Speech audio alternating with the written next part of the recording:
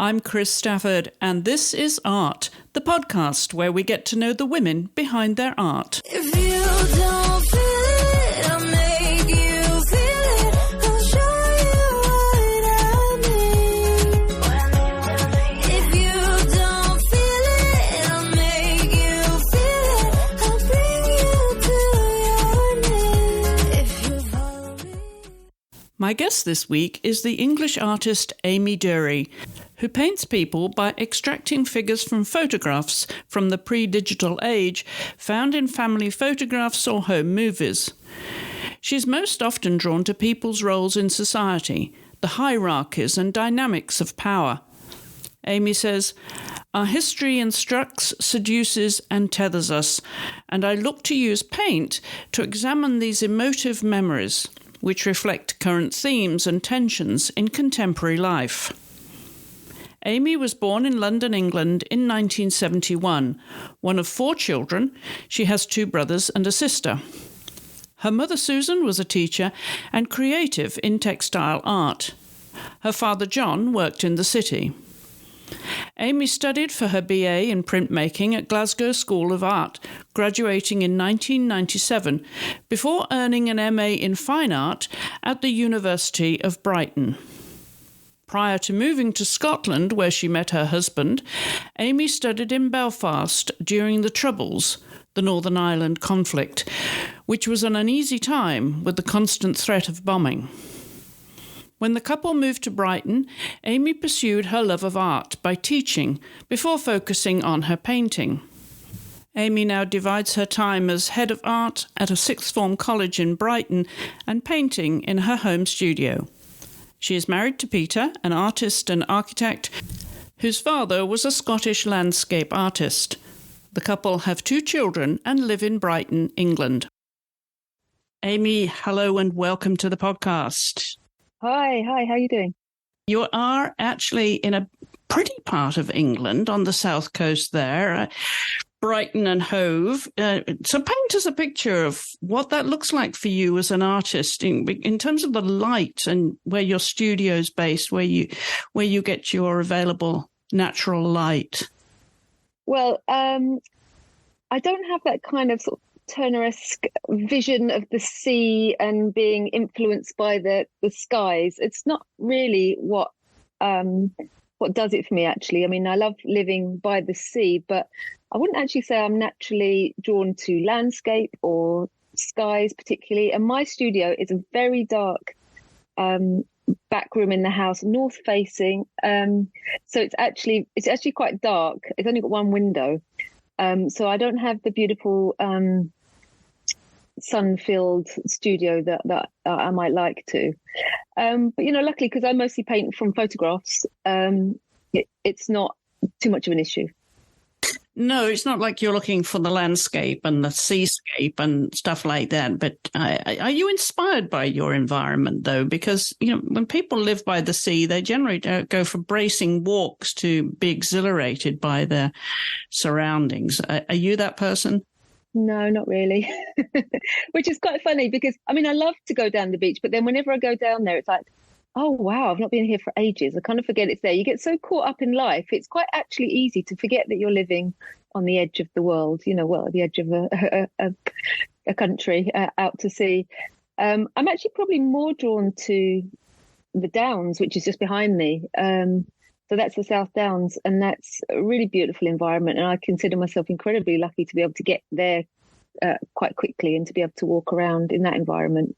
Probably more than the sea, actually. Yeah, it's interesting. And as you say, those downs are really, really beautiful. I used to go there and I know exactly what you're talking about there. It is bracing, it is beautiful, and it's a vast expanse too. So I'm wondering with the type of painting you do, if the environment's not influencing you and motivating you, what does motivate you when you get up in the morning then? Are you disciplined to go into the studio at certain times of the day? I am quite disciplined. I've actually just, while you were talking there, I'd suddenly sort of realised that maybe I am slightly influenced by the landscape because sometimes when you go up into the Downs, and you get a good view across the countryside, and everything looks as if it really could be the 1950s. There's no, it's very Enid Blyton in that kind of way. And sometimes I really enjoy that. And a lot of the times when I'm looking at imagery, I'm very drawn to that kind of English 1950s, 1960s kind of atmosphere. So actually, sometimes I do get up there and I do feel quite inspired by that, because it feels very timeless being up there. So that just occurred to me. So that was an interesting question you asked, actually. But I am quite disciplined. I mean, I still have a job, so I work 3 days a week as a teacher.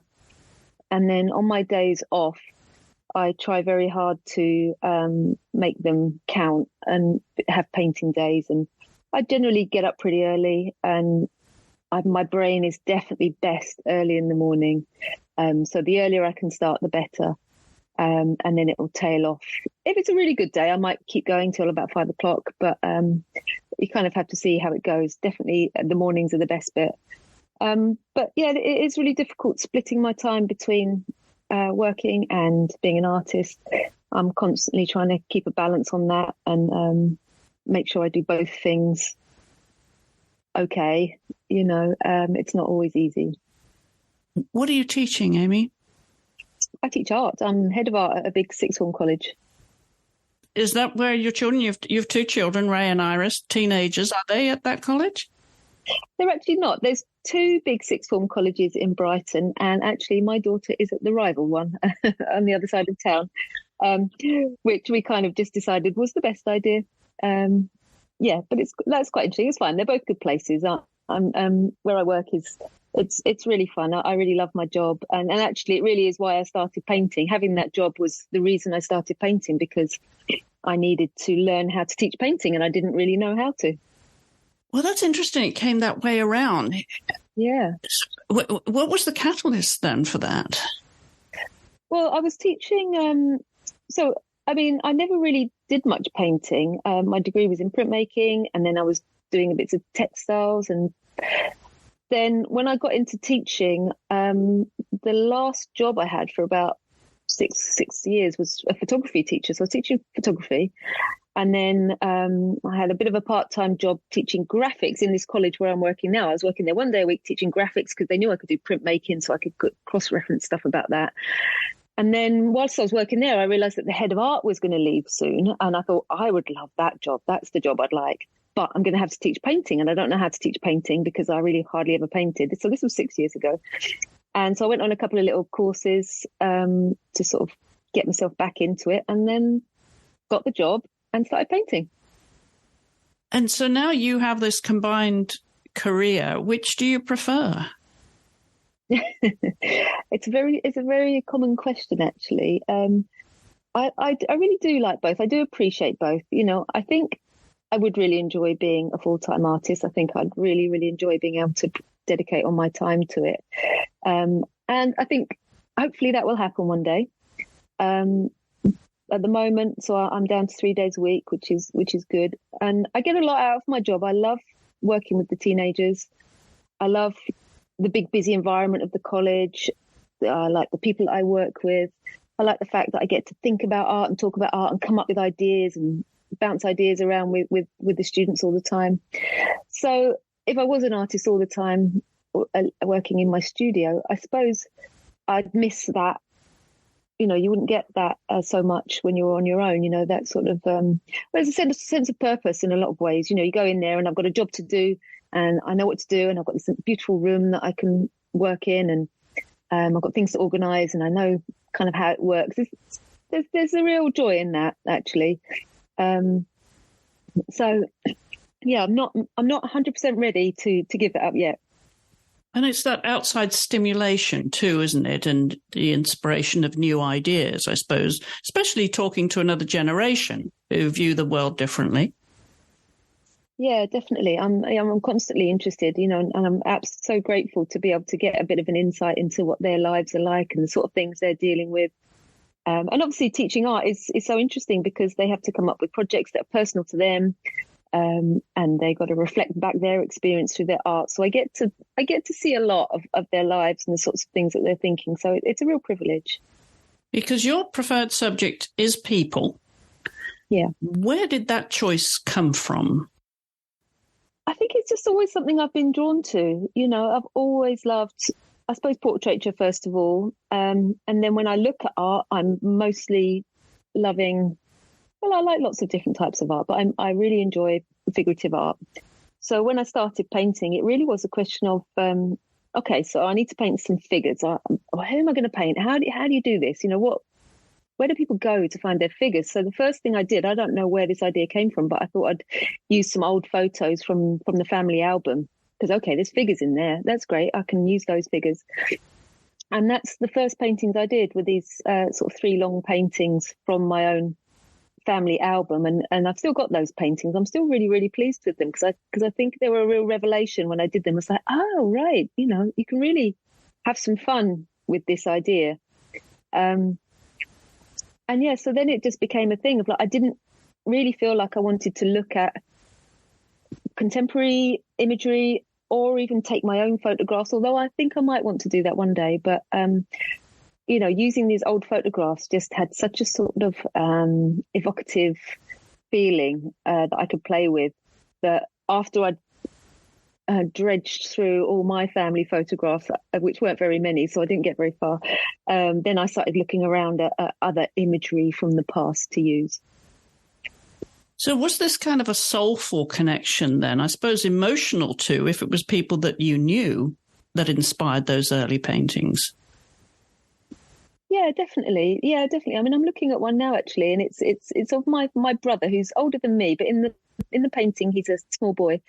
And he's standing next to a big dark figure, and I haven't really painted the dark figure. It's just kind of a looming dark presence, and it's in no way really a story about an actual incident. It was just he's got the very sort of slightly nervous, vulnerable expression on his face, and so that just kind of seemed to fit having these 2 figures in this kind of relationship like this. And yeah, I just thought it was really sort of powerful to suddenly be able to start making these interpretations about relationships between people and the lives of maybe a single figure themselves by using colour and using brushstroke and using kind of elements of abstraction or unfinished elements of the painting to bring out a narrative. And yeah, I'm still very attached to those paintings, which is why I've never sold them. Of these ones of my family. Yeah, you're right. What has been the family's reaction then to having their portraits painted from, previous time in their lives? Well, I think they're all right. I mean, because I don't think with any of my paintings, they're massively portraity. There's a difference between the portrait and the figurative painting that I do. I like to paint portraits, and I'm probably more interested in likeness in those ones, and it's a different kind of thing. These kind of figurative pieces, narrative figurative, that's how I probably describe them, are not really meant to be the person, so I'm almost like I'm stealing their gestures, and I'm stealing their body language, and I'm stealing that little moment of time to do something else with it, if you know what I mean. Makes it unique, of course, because you're adding your own style to it without it being a straight image of their portrait. Yes, yeah, exactly. It's when you're working from photographs, I think it is important to somehow translate through that photograph some sort of feeling or new narrative that you want to convey through it. It's not about copying the photograph. I don't need to recreate the photograph. The photograph exists as itself, doing its very good job already. So it really is about saying something else, by the things that you put in, the things that you leave out, and the way that you apply the paint. At what stage in your life did you actually start painting then, Amy? Well, I mean, I have put paint on canvas before, but I'd say this since it got serious and I started, and I got this job and I did a couple of painting courses. That was 6 years ago. So that's when I was about 47, 48. So relatively recently, but you know how I like to go back into the formative years of an artist's life. So let's rewind the clock a bit here, Amy, and go back to your earliest days. You were born in London. Where exactly? Sydenham, southeast London. Okay. What was life like as a child then, growing up in London and at school? Talk us a little bit about through that. Paint us a picture. It was good. I have fond memories of my childhood. I have fond memories of growing up in London. I mean, London is such a big place. I still couldn't tell you anything about areas anywhere above over the river, North London, no idea. Even Southwest London, no idea. Really, you just know your little tiny patch of Southeast London. So Crystal Palace, Forest Hill, Sydenham, that's about it. That was my patch. And I suppose things got a bit more interesting when I got to be about 16, 17, and we were able to roam a bit further. And then you'd go into the West End, and we'd go out in places like Deptford and New Cross.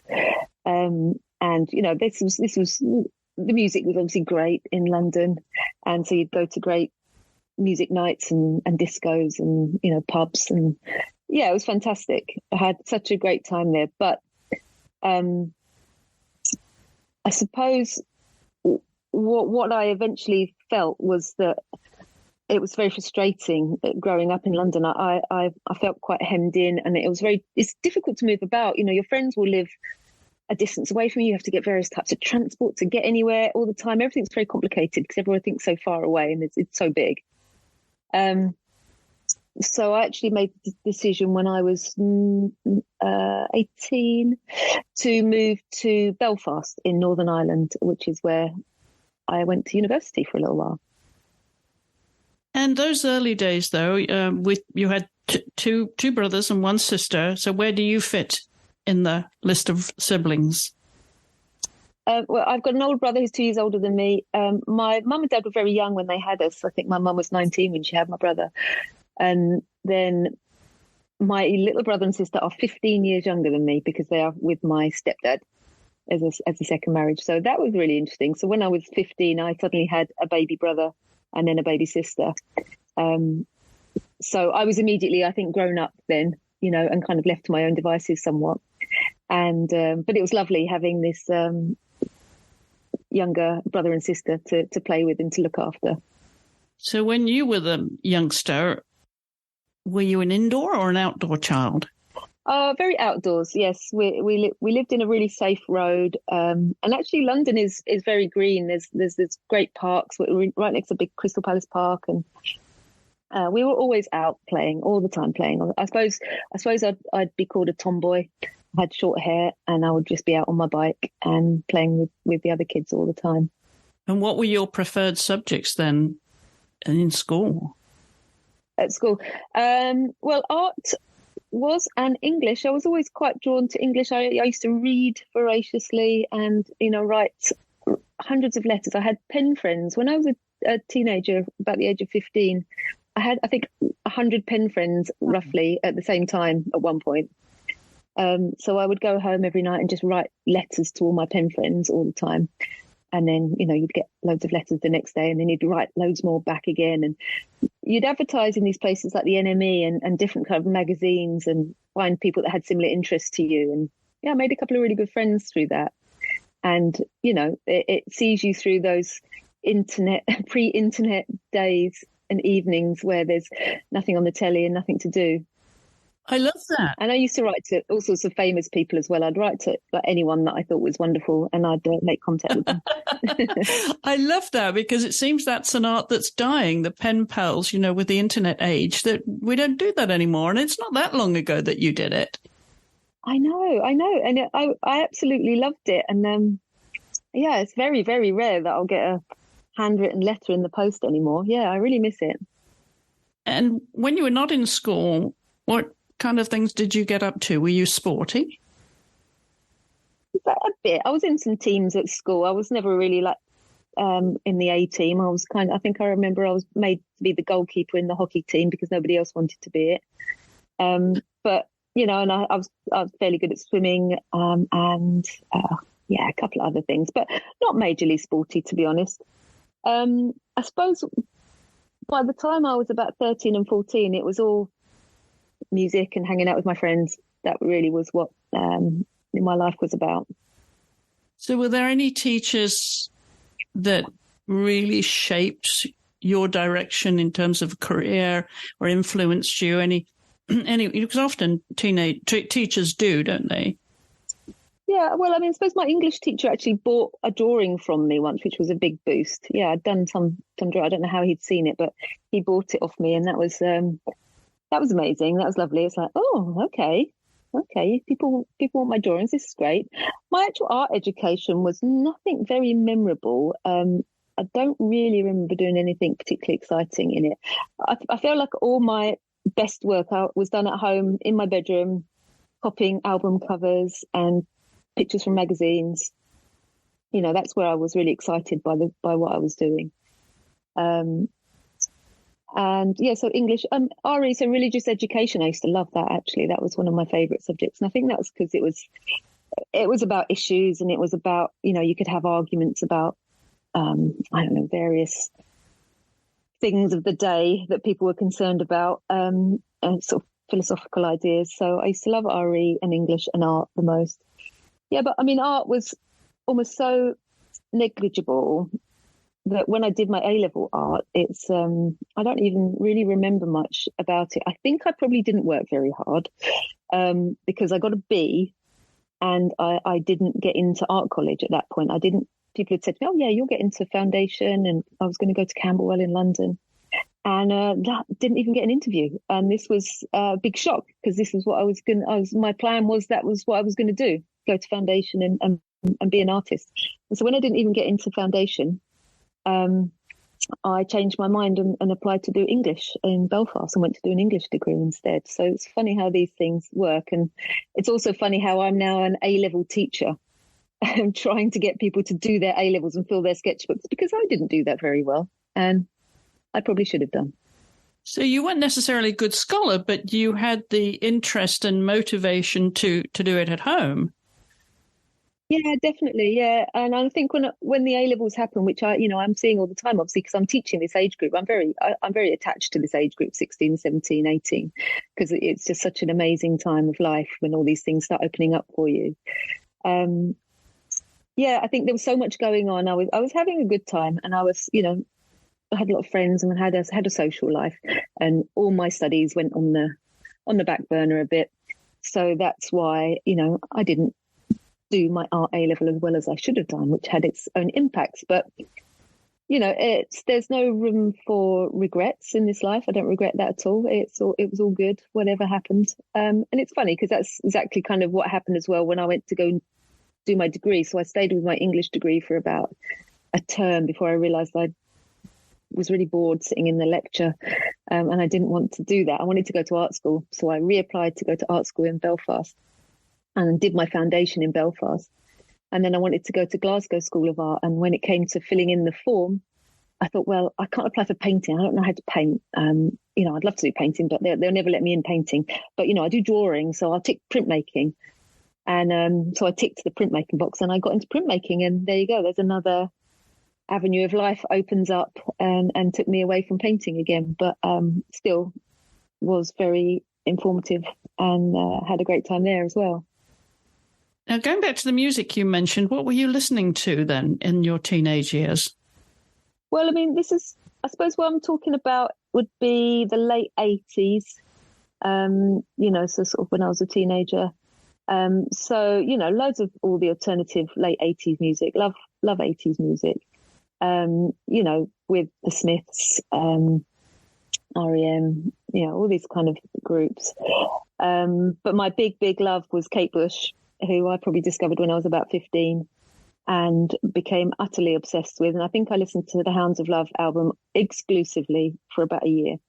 That was all.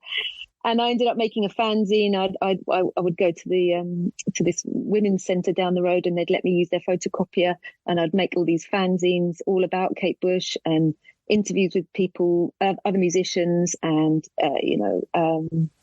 can't really remember what was in them. And my own artwork. I did lots of drawings inspired by Kate Bush, and then I'd I think I advertised them in like the NME and would send them out to people in the post. I did about 2 issues of that.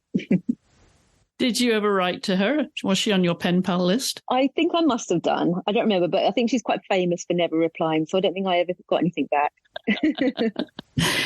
So would you say then your parents, your mother was something of an artist, wasn't she, into textiles? So was she encouraging you of your artwork, or did she just leave your mind alone?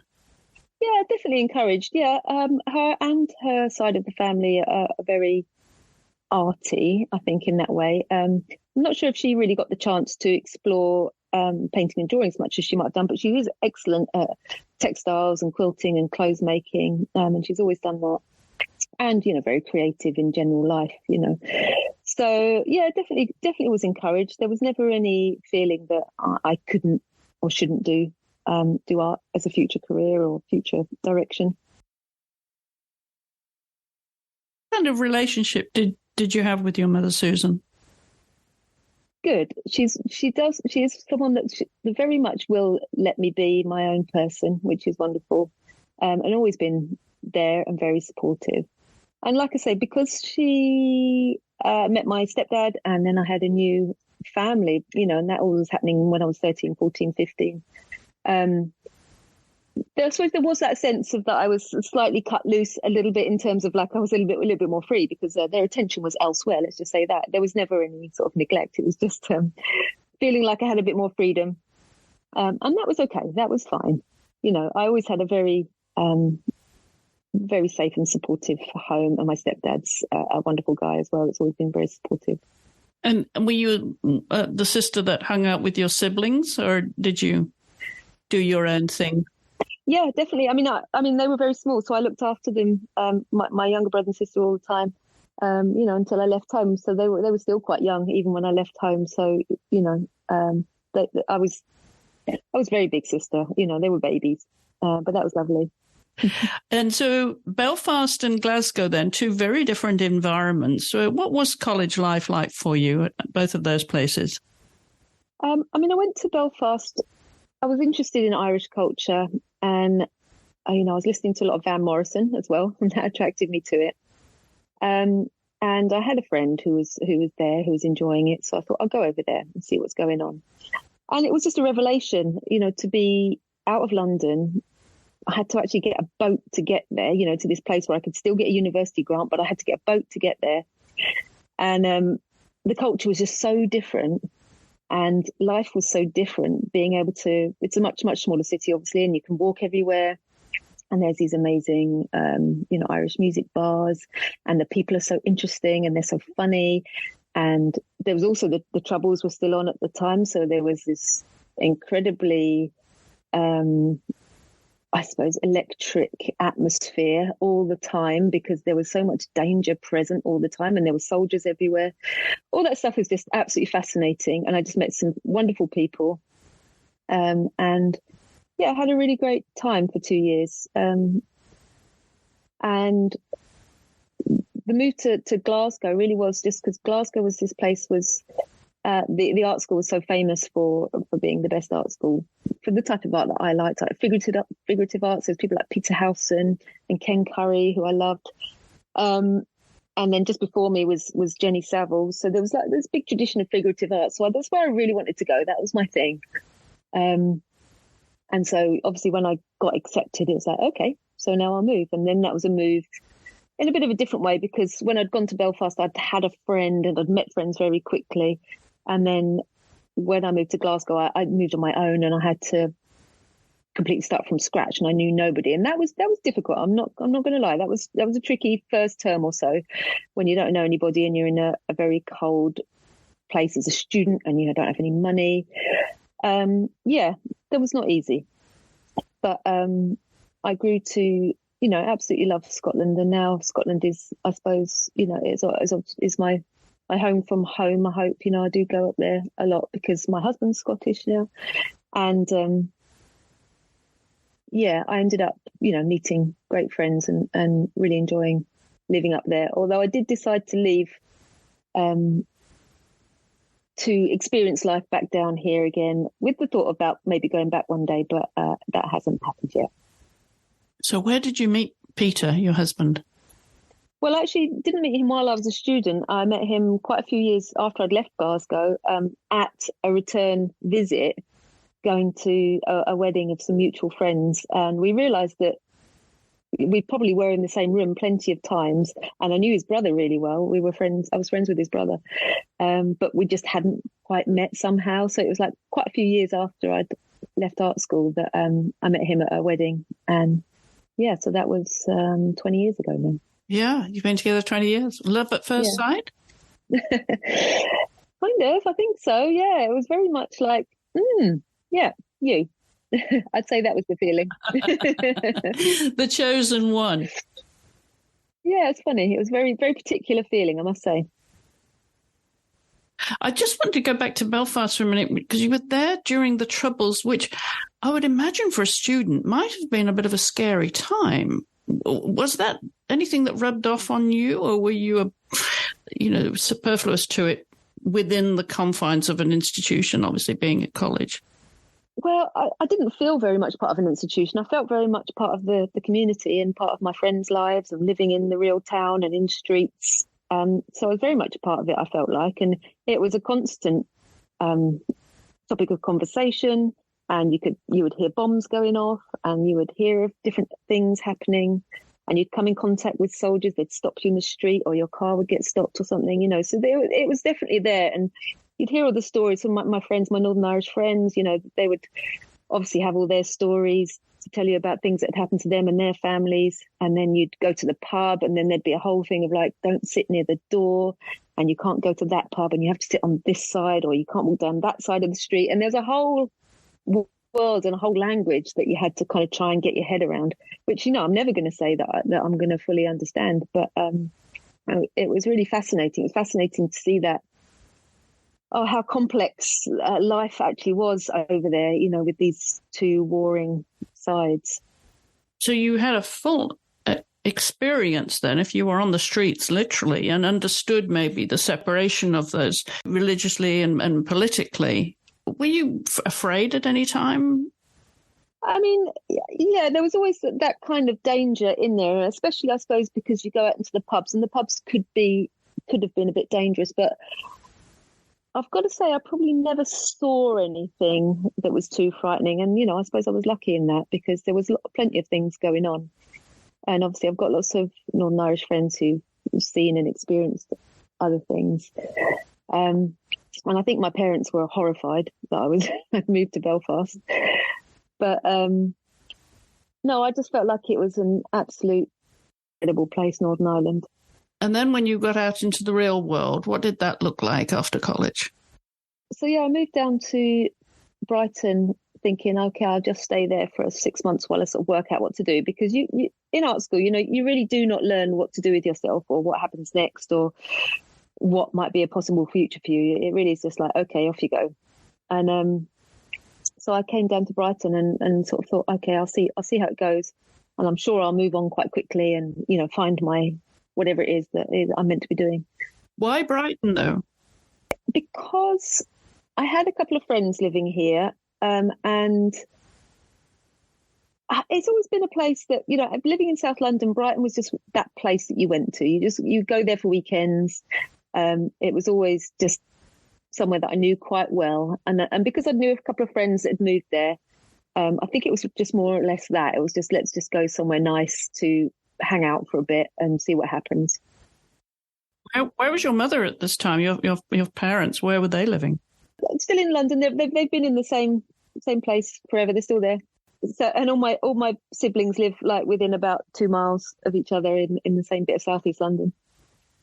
To Brighton it was, and did you have a vision of what the future might look like then, or were you still single-minded about your career? I didn't have a vision, no. I don't think I knew what I wanted to do. I got a studio in Brighton, and I thought, okay, so I'll make some art. And I was actually painting then, to be honest. I was painting and drawing, and I was doing these big weird things in gloss paint, like household gloss paint, which was kind of a little bit like, because I was making screen prints in Glasgow, like big, flat, bright coloured screen prints. And I think that was kind of mimicking these kind of big, flat, bright colours. A little bit like Gary Hume's work, I think I was really into at the time, which is these big big gloss paintings. I was doing that a bit, and I think I did a couple of things. I think I exhibited some of my prints in an open house and sort of tried to work out how I was meant to be an artist.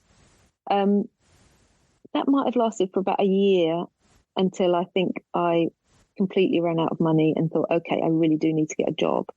I mean, I probably had part-time jobs in pubs and stuff like that straight away. But then I think it really got serious when you get into your 20s and you go, okay, no, I really need money. And I ended up getting, these terrible jobs like working in a call centre, just getting by really. And it took me a few years to realise that I probably should. Well, actually, I did my MA in Brighton as well. So that gave me 2 years in the University of Brighton, continuing to do screen prints. It gave me access to the printmaking department in University of Brighton. So I had a nice time going in there, making all these other screen prints. And then I think it was directly after that I decided to do my PGCE, which is the teaching qualification, so that I could use whatever knowledge that I did have about art in something that was less awful than a call centre. So that's when I started teaching, and I've always taught sort of over 16, sort of an adult provision on and off ever since then. And obviously you're very settled there. Did you get married down in Brighton, or did that come up before? I've been living here about 5 or 6 years before I met Peter, and we married in Scotland. He's from the west coast, from Kintyre, got the Mull of Kintyre, basically that area. And we had a lovely wedding up there, and then he'd moved down here already, and we'd bought a house, and we'd already had a kid by then as well. So we got together and moved in and had children quite quickly. Then got married after that. I'm thinking the wedding must have had bagpipes and the Mull of Kintyre, did it? It did, yes. It was great. So clearly you decided that, teaching and the artwork were going to come together. But were you thinking that you had to be commercial with your art? No, not really. I don't think I did think that. I think once I started teaching as well, I had an income, so I had a job. So it was less, I was never going to be an illustrator. I was never going to be a graphic designer. So it really was, to be honest, once I had children, my life was absolutely swamped by being a mother and having a job and getting on with it. So I really did very little for quite a long time, in terms of art. I used to make little textile pieces, and I think I did an evening class in machine embroidery, and I loved that. So I started getting into kind of making abstract little textile pieces, which I think looking back now was really all about, my brain capacity was only enough that I could kind of put together little bits of colours and walk away, and then come back and maybe add to those colours and walk away. So there's no big scheme, there's no big plan, there's no big story. It was just the desire to make something, and having such short little snippets of time that I couldn't, I couldn't spend too long on anything. So really it wasn't until my kids were quite a lot older that I really felt like I had a bit of room to spend some more time doing some painting. Has any of the art influence rubbed off on them? Yeah, although they've resisted it very hard. But both of them have kind of realised that they're both really great at drawing. They're really good, and they're both doing really well in their art GCSEs and their art A-levels. My husband's an artist as well. I don't know how that works. I mean, this is still a mystery to me. There's probably a book written about it that I need to read, but I don't really understand how being able to draw translates to your children. But yeah, they seem to be excellent at it, and they're doing very well. Now, with the time that you had, you used different mediums. You used oils and acrylics, charcoal, pencil. Which are your preferred, or do you like to combine them in any particular way? Yeah, I'd probably say the preferred is, is oil painting, probably. Yeah, oil painting is probably my favourite, But I love acrylic paint and I like what you can do with it. And sometimes I do paint in acrylic the whole way through, because I usually start every painting in acrylic just to get it going, get the background colour down, maybe get some shapes in first and let it dry quickly. And sometimes that will just continue. It'll all be working, so I'll just end up painting the whole thing in acrylic.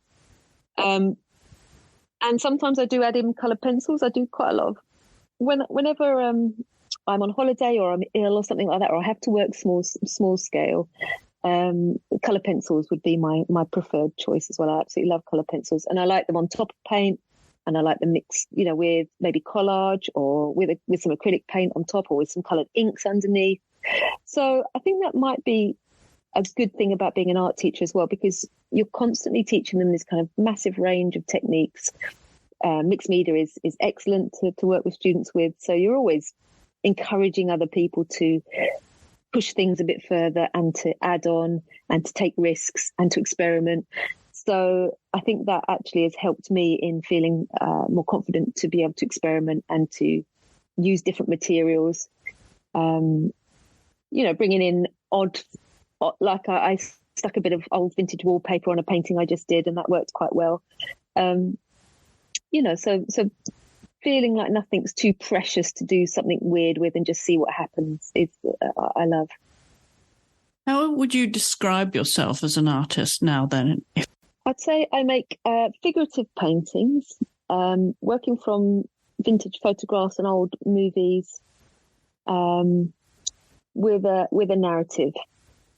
And does music come into the studio with you? Are you really influenced? Does that inspire you when you're painting? Not really anymore. And it's not because I don't love it. I do love it, but I do find it's I don't know, it's too much in a way. It's too much to have on. It's too emotive, perhaps. I find it quite difficult to listen to music. I listen to music in the car, that's okay, but not while I'm painting. Painting either in silence or audiobooks or podcasts. Oh, recommend some podcasts for us then. In terms of other art podcasts, I do enjoy Art Juice and Fail Like an Artist. They're two that I probably listen to. And the John Dalton interviews are good. And Talk Art sometimes. So those arty ones are good. I quite like a sort of more psychological podcast. There's one called Hidden Brain, which I really enjoy, which is a psychology podcast. And that's always very interesting. And I do listen to a lot of true crime. I know that's a bit cheesy, but I do like a good old crime podcast. And what else? Lately I seem to be downloading quite a lot of podcasts about near-death experiences and astral projection. So that's interesting. Loving music like you have done just throughout your life, do you play a musical instrument? Do you sing? No, nothing, not at all. And you're teaching not just in the school, but also workshops, I believe. Tell us what we can expect in the future. What have you got lined up? At the moment, I've got 3 things on the schedule, which is I've got an online course in January, which is a 4 weeks. So it's like 4 sessions over 4 weeks with the Winslow Arts Centre. And that's like I think it's 2.5 hours. So every week for 4 weeks. And it's called Painting from Found Photographs. And so I've done it once before and it was great. And I had quite a big class. It was really fun. And it was interesting trying to just plan that and to work out an interesting, like a scheme so that people could kind of follow through what might you need to think about when you're working from photographs. And that's going from how do you choose an image and what's a good image to choose, and then thinking about composition and cropping, and then moving into kind of color choices, and then moving into how do you deal with figures and faces, what the different approaches, and then ending up with how can you make it yours and unique, and what other elements could you bring in. And we look at lots of artists along the way and talk about different approaches that you could take. And then I'll be teaching at Westdean College of Arts, which is in West Sussex, which is a really nice big old college that does beautiful arts courses. And I've taught there a few times, and I'll be doing another fairly similar course, but it's a short, over a weekend, very intensive course about painting from a photograph, where people will bring their family photographs and we'll try and make a painting in 2 days. And then I'm doing a 2-day portrait course with Draw Brighton, which is a lovely life drawing organisation here in Brighton. And I'm going to do a painting course, and I'm going to call it The Unfinished Portrait. And I haven't written it yet, but it's something about, like I say, unfinishedness. To be continued then. Yes. And you had your first solo show this year, didn't you, in September? How did that go? It was wonderful. It was really great. It was an absolute dream come true to have this. It's a very beautiful gallery, Cameron Contemporary, down in Hove. And, they asked me to do a solo show. They asked me in about March or April, I think, this year. And they wanted all new work, and it was opening in September. So I had a very busy summer. I didn't do a summer holiday, and nobody saw very much of me as I just tried to get these paintings together. But I think it looked really good, and it was thankfully successful, and I had really great feedback from it. So yeah, it was a real dream come true. It was so amazing to walk into this beautiful gallery space, and your name's on the door, and all of the paintings are out of the studio and they're up on the wall. Yeah, it was great. Where would you like to see your art go now then, now that you've had a taste of that and you've combined, as you said earlier, both careers? What would you like to see the future look like? I would love to have more opportunities for exhibiting. It'd be great to show in London and further afield. Would be wonderful. So I've got a couple of whispers of opportunities at the moment, some kind of really interesting things, not just painting exhibitions, but things like maybe book covers and a mural on a wall, which I'm really excited about as well. And and I'm about to start a sort of big commission, a big private commission, which will take me a little while. And then I'd like to start thinking more about, again, showing either in group shows or as solo shows. I do have a solo show next November in Margate, which is exciting because Margate's a very influential arty place at the moment. So that's excellent. Wonderful. Well, there's lots to look forward to then. You must be really excited about what the future looks like for you as an artist now that you've really established yourself. Yeah, I am really excited. It's been going better than I could have expected, really. I mean, I'm absolutely in shock sometimes about, what are people seeing? I don't understand. I really have to get people to spell it out to me sometimes of like, what do you see in the paintings? What do you like? Because, for me, it's kind of like I can just keep painting. I have so many ideas. I've got so many references that I know I could work with. I see paintings all the time that I think are so wonderful. I just want to do something like that.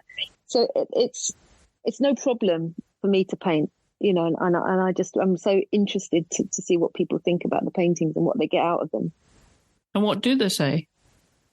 I don't know. I mean, it's always very interesting because I feel like with quite a lot of my paintings, there's a double edge. It's not, all is not as it seems, I suppose. I'm quite often looking for some sort of other layer of narrative. So, for instance, yes, there's a woman holding a baby. What a lovely scene. She looks lovely and all the colours are lovely. So there's one level. But in the picture I'm thinking of, there's a dark shadow. The baby's casting a dark shadow over the mother. There's a big, quite dominant shadow falling over the lower half of her face and on her body. So, for example, there is that element of the shadow is really the story in the painting, and what does it mean to be a mother and to have those responsibilities and becoming that role in society. So time for a holiday now? Yes, we're planning on going to Scotland in October, so hopefully get a bit of a break. Do you visit galleries and museums when you're on holiday and take the children? Yeah. I mean, most of the time we do. So we went to New York in the Easter time, which was a really great holiday, and we did go to quite a few of the museums. They're quite patient. I think they usually enjoy them, but I do know that there is a limit, and they are quite often allowed to go to the shops if they want to. Do you hope that they will pick up some of your artistic skills and interest and, make it a part of their life in some way, even if they're not full-time artists in the future? I definitely do. I mean, I want it for everybody. And it's not so much skills. It's more like feeling able to translate your experience in some way, whatever it is, whether it's through writing, whether it's through, I don't know, cooking amazing food for people, or whether it is making music or, taking photographs or whatever it is, translating your lived experience in some way and feeling free and able to do that and feeling confident to do that is what everyone, I hope, feels able to do if they want to. So that's what I want for them. I'd love them to feel free and confident to be able to do however they want to do that, to express themselves. How would you then characterize what art does for you and your soul? Well, it speaks from a place that is not expressed in any other way. It's a thoughtful place. It's an emotive place. It's a place full of my memories, but also a collective memory. I really feel that there is something about, I think that's why I love looking at historical vintage imagery. I feel very connected with these people. I didn't even live in those times and I don't know who they are, but I feel very tender. I feel very emotional. I feel very moved by their lives, especially when you watch them on home movies and you see them walking and talking and laughing. It's very moving and you feel very connected and you feel very part of a chain of people, of society, of culture. And when I make the paintings, I feel like I'm connecting with that and I'm speaking something about my own experience now or the current experience through looking back into the past. And it certainly comes across in your work, Amy. So long may it continue. Thank you so much for being my guest this week. Oh, thank you so much for inviting me. And you can visit Amy's website by following the link in our show notes. And there's also a link there to our social media, the Art Podcast on Instagram, where we would love to hear from you. And give us a follow and share with your friends and let us know what you think about the show. And coming up on the podcast in the next few weeks, we'll be hearing from some of the artistic women behind the camera. The Art Podcast is produced and edited by me, Chris Stafford, and is a Hollowell Studios production.